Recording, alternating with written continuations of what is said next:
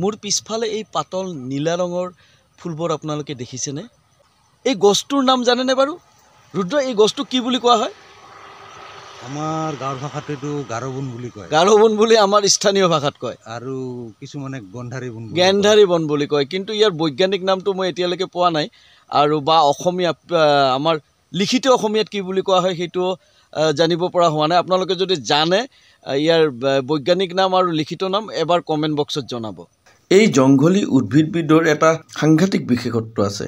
ই এক প্ৰকাৰ ঔষধি গছ। সাধাৰণতে কোনো কটা চিঙা হ'লে ইয়াক যদি লগাই দিয়া হয় তৎক্ষণাত তেজ বন্ধ হয় আৰু ঘাঁডোখৰ অতি সোনকালে শুকাই যায়।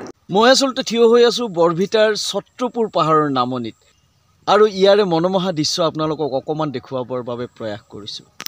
হাবিয়ে জংঘলে ঘূৰি ফুৰি আপোনালোকৰ বাৰু কেনে লাগে? এইকেইদিন মই বিভিন্ন অঞ্চল ফুৰিলোঁ, বিভিন্ন পৰিৱেশ পালোঁ, বিভিন্ন পাহাৰীয়া অঞ্চল, চোৰ চাপৰি আৰু এনেদৰে হাবি জংঘলৰ মাজে মাজে। সঁচাকৈ বৰ ভাল লাগি আছে।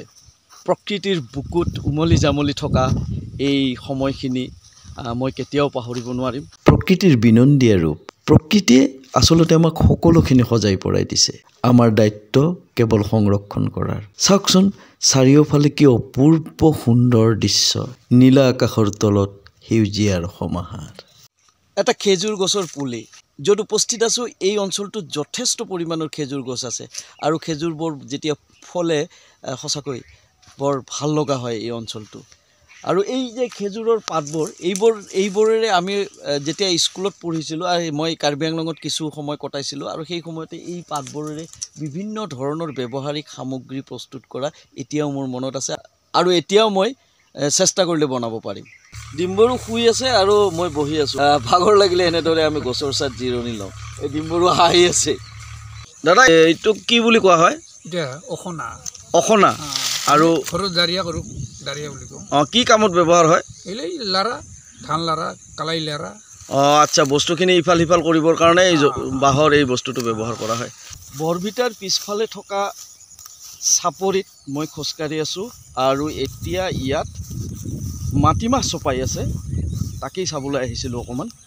মোৰ পিছফালে যে দেখিছে, এয়া বৰভিটাৰ কালীবাৰী থান, আৰু এই থানখন আমি সৰুৰ পৰা দেখি আহিছোঁ। কেতিয়া প্ৰতিষ্ঠা হৈছিল, কোনে প্ৰতিষ্ঠা কৰিছিল, কেনেদৰে প্ৰতিষ্ঠা হৈছিল, সেই বিষয়ে একো জানিব পৰা নাযায়। কিন্তু আমাৰ বৰভিটাৰ ভাটিপাৰা আৰু মাজৰপাৰা এই দুখন গাঁৱৰ মানুহখিনিয়ে এই থানখনৰ সমস্ত পূজা পাতৰ ব্যৱস্থা কৰে, বাৰ্ষিক পূজাৰ আয়োজন কৰে। আগতে ইয়াত বলি বিধানৰ প্ৰথা আছিল, কিন্তু বৰ্তমান বলি বিধান বন্ধ কৰি দিছে। সৰুতে আমি দেখিছিলোঁ ইয়াৰ বাৰ্ষিক পূজাৰ সময়ত কলৰ যিটো দনা থাকে, সেই দনাটোৰ এটা ফাল পেলাই দি পেলাই সেই দনাটোৰে সুন্দৰ সুন্দৰ ঘৰ বনোৱা হৈছিল, আৰু সেই ঘৰবিলাককে মন্দিৰ হিচাপে ব্যৱহাৰ কৰি পূজা পাঠ কৰা হৈছিল। পৰৱৰ্তী পৰ্যায়ত ৰাইজে দান বৰঙণি আগবঢ়াই মন্দিৰৰ গৃহসমূহ নিৰ্মাণ কৰি উলিয়াইছে, আৰু এতিয়া বৰ সুন্দৰভাৱে চলি আছে। গোটেই ৰাইজ ইয়াত সহযোগিতা কৰে। বাৰ্ষিক যি পূজাৰ আয়োজন কৰে, বৰ সুন্দৰভাৱে আয়োজন হয়, আৰু গাঁৱৰ পুৰুষ মহিলা আটাইয়ে মিলি দিনজোৰা কাৰ্যসূচীৰে নাম পূজা আদিকে কৰি বিভিন্ন ধৰ্মীয় অনুষ্ঠানৰ আয়োজন কৰে দিনটোত। আৰু কালী মন্দিৰৰ মাটিতে, এইডোখৰ মাটি আচলতে কালী মন্দিৰৰে মাটি আছিলে, ৰাইজে আলোচনা মৰ্মে চৰকাৰক চিকিৎসালয় বনাবলৈ অনুমতি প্ৰদান কৰে, আৰু সেয়ে ইয়াত এটা ক্ষুদ্ৰ চিকিৎসালয় নিৰ্মাণ কৰা হৈছে, আৰু গাঁৱৰ মানুহে ইয়াত চিকিৎসাৰ সেৱা লাভ কৰি আহিছে।